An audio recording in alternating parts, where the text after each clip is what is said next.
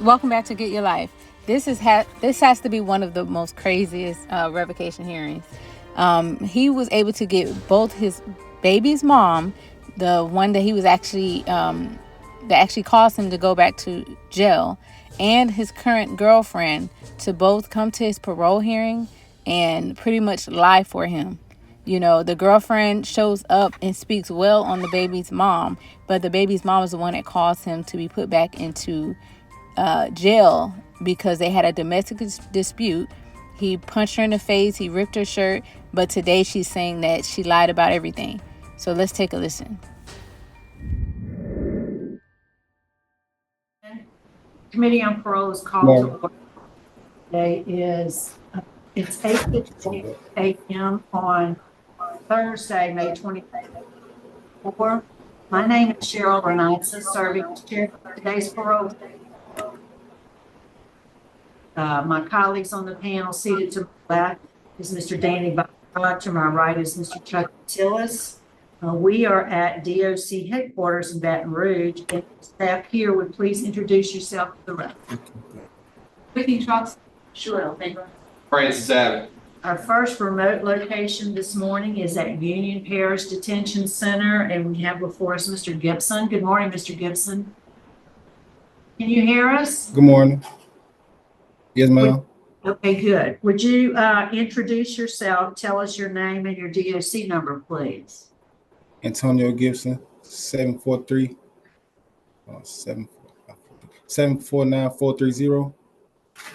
Yes, 749-430. Yes, ma'am. Okay. And you have an officer there in the room with you. Officer, would you please introduce yourself for the record, sir? Introduce yourself. Sergeant Nation. All right. Thank you, Sergeant Nation, for accommodating us this morning. Mr. Gibson, I also see you're represented by counsel this morning. Counsel, would you introduce yourself for the record, please? I'm Devin Jones. I'm the attorney for Mr. Gibson. All right. Thank you, counsel. We also have Shania McGee and Johannes Dixon, who are both here in support and will be speaking at the appropriate time. Mr. Gibson, the way this will go, I will read the allegation against you, and you'll enter a plea of guilty or not. We'll hear from your witnesses who want to speak, and then we'll turn it over to Mr. Jones for his presentation. Yes, ma'am. You ready to proceed? Yes, ma'am. Mr. Jones, if at any time you need to jump in, feel free to do so. Yes, ma'am.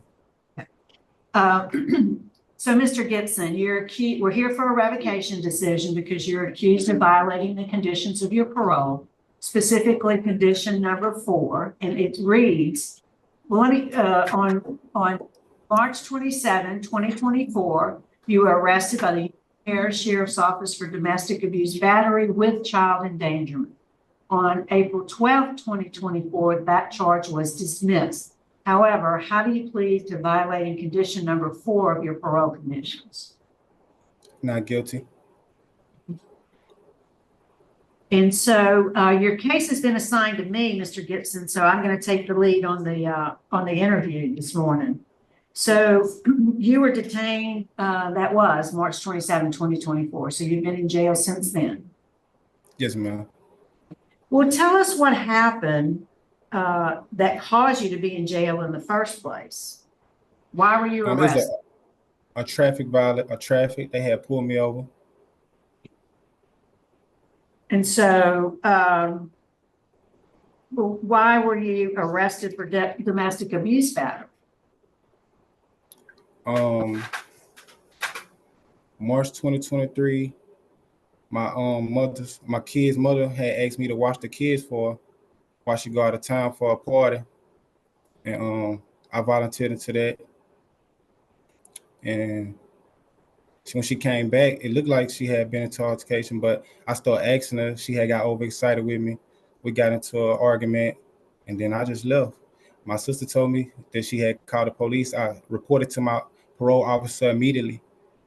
And then, I still reported to my parole officer. I still kept making my payments. And I never even knew I had a warrant.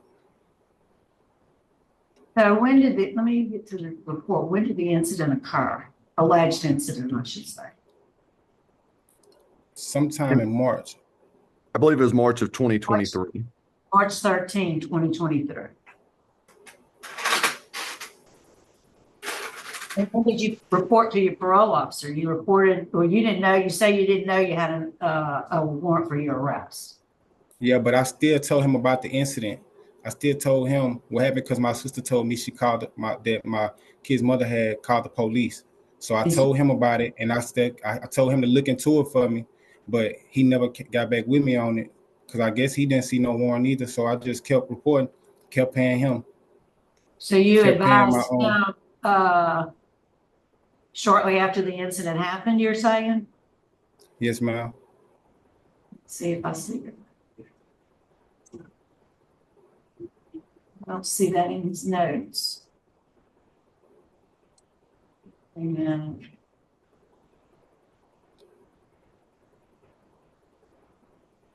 Yeah, I don't see that in the officer's notes. Your office was Henson, Mr. Henson was your officer? Yes, ma'am. So what we have was that this is the information we have. I'm just gonna share it with you. You, at the time, it was Miss McGee, your live-in girlfriend, she kicked you out because, and you got angry. Both of children, and I think that's both of your Yes, children, ma'am. ages 5 and 7 were present. The allegation is that you struck her multiple times. There was one of the children who gave testimony to police that confirms you struck her several times. Why would the child say? I really can't tell you, but I know we never put our hands on each other, period. Right, I and don't you even- said after she had gone to the party and came back, you noticed marks on her, like something had happened Yes, to man. her? Her shirt was ripped up, her hair was over her head. I was asking her about it. She got overexcited with me. I just kept asking her about it. Okay, let me ask for the testimony of both of those people present, and then we'll see if we have what other questions we have. Ms. McGee, we'd like to hear from you first.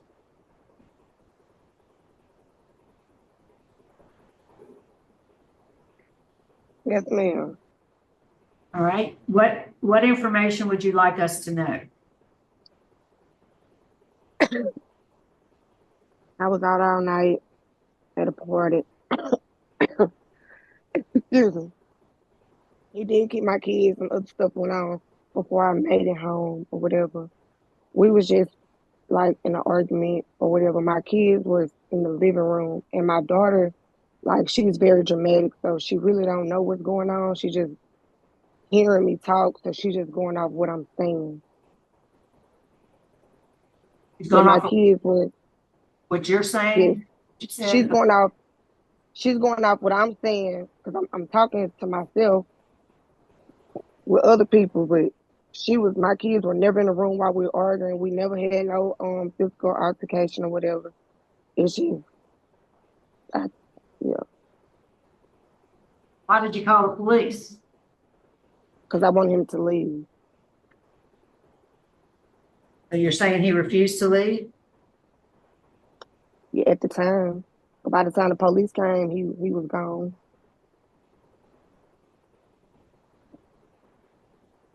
Anything else? Ma'am? Anything else you want us to know? Oh, no. All right, well, thank you for being here this morning. Mr. Barra has a question for you. You did tell the police that he had punched you in the chest and tore your shirt, correct? I'm not sure. I don't really too much remember. Okay, and then But I know we never had no altercation. I had a fight with some friends before I made it home. It was just a lot going on. I did tell a lie to the police, but I didn't know it was gonna go this far. so you're saying your daughter or whoever the 7-year-old was never saw any of this happening. You told No. them but your version was, and she just repeated it.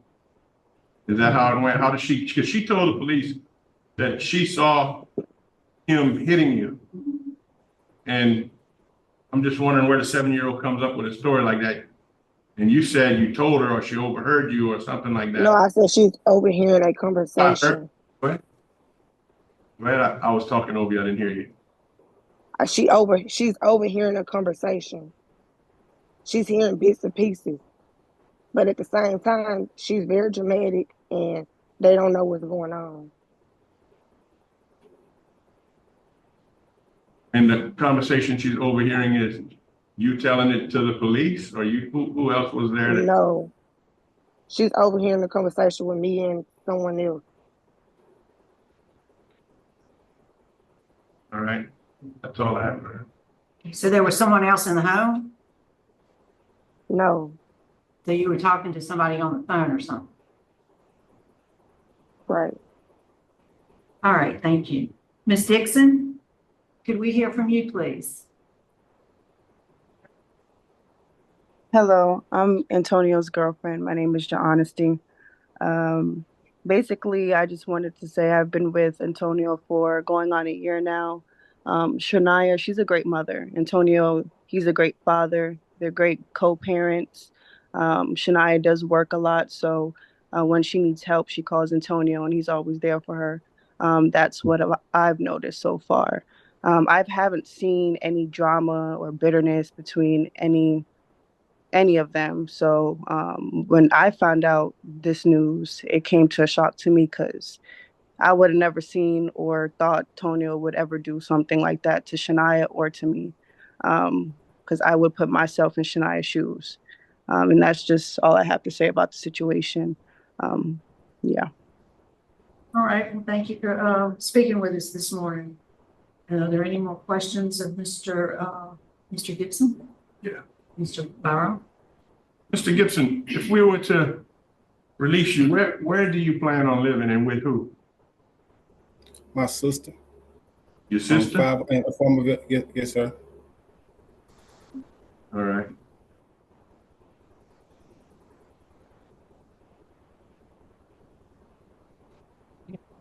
All right, we'd like to hear from your attorney, Mr. Jones. What can you offer, please? Thank you. And excuse everything. I'm 2 hours behind you, so it's actually 7:10 my time. I had a vacation planned and they scheduled this meeting. So excuse everything, but I'm sitting in my condo room in Vegas. That said, I've spoke with all these parties and I was a prosecutor for a long time. I know Mr. Henson. I talked with Mr. Henson regarding this.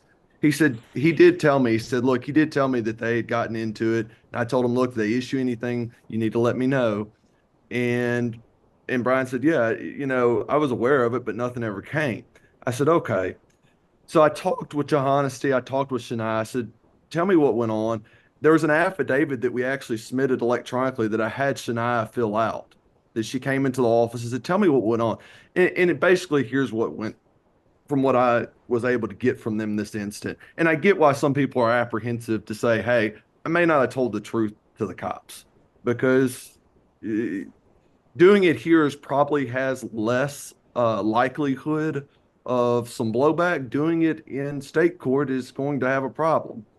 But the basic issue was that Shania had gone to a concert, stayed out all night. When she came back, she was, well, semi-intoxicated. And that's what she stated, that she'd been into it with somebody. She went to a concert. She was still intoxicated. When she got back, her and Antonio got into it because of the way she looked in her intoxicated state. He didn't want to leave the kids with her. She said, you need to leave. He said, I don't want to leave my kids with you. She said, no, you have to go. Well, when she picked up the phone and called the cops, he knows he's on parole. He got out of Dodge real quick. That's a guaranteed way to make somebody leave who's on parole, is to say you're calling the cops. So he left. What she said to the police from there, I can probably fill in the gaps with the affidavit. We emailed it down probably 10 days ago. I can provide a copy now if there's an address to provide a copy to. If it's not there, that she signed a notarized affidavit that really provides clarity to the situation. And since that point forward, Shania, Antonio, and Honesty have just basically worked together as co-parents. And when they came into my office, I said, tell me what went on, because I was a domestic violence prosecutor. I worked for Jerry Jones, who put the actual domestic abuse battery law on the books. I think 3 of the amendments I helped author through Bob Kostelka. I'm kind of passionate about it. I don't tend to represent people who commit it. It's just hard to shed my prosecutor days from it. But that said, it was really reasonable to understand really what the story was. I get it. She came home still intoxicated, has been in a fight. He's got a lot of questions leaving his small kids there. She gets upset, gets out of my house. And from that point forward, nobody ever thought anything happened. She knew the cops came. He knew the cops had came. He reported it to Mr. Henson, who, as I understand now, has not made notes about it, but confirmed it with me. And then they thought they went on down by the wayside till he gets a traffic stop. And once it got to the prosecutor's office, before even an arraignment, they dismissed it. It's one of those situations where I understand that a conviction is what required in parole. Parole is a much lower standard. You can't be involved in criminal activity. I just think in this instance, this is one of those instances where I don't believe there was criminal activity that he was involved in. I believe it takes somebody getting in there like I had to do and talk to all these parties and say, hey, I'm not the police. I'm not going to put you in jail. Just tell me what really happened. And I think that's what you got today. And I think you got it today from Shania when she said, look, I didn't tell the truth to the cops. But I think where we're at is I don't think this is the point where somebody needs to be revoked. Maybe putting yourself in a situation like that gets you sanctioned, but not revoked. All right, thank you, Mr. Jones. Mr. Gibson, anything you want to say to us before we vote? No, ma'am. All right, I think we're prepared to vote. Mr. Gibson, like Mr. Jones says, domestic issues are kind of one of my pet peeves. But based on the testimony I've heard today, my vote today will be to do not revoke, return you to supervision. We will issue a reprimand, though. And I hope that you do well on supervision. Mr. Bonner. I'm going to go ahead and concur with Ms. Renatza, but add a special condition that you take the anger management class, and also that you have no unsupervised visits with Shania. If you're going to meet with her, you need to have another adult present, and this is to protect you from her deciding that, it's time for you to go to jail or be out the life. So if you're going to meet with her to do kid swaps and things like that, you need to bring somebody with you every time. And complete the anger management, and I'm good with a reprimand and release. Mr. Tilley? I concur with my colleagues. All right, Mr. Gibson, there you go. Good luck to you, sir. Thank you. Thank you, Mr. Jones. Thanks, everybody who testified today. We're going to sign off, Parish. It is 9:16. Thank you. Thank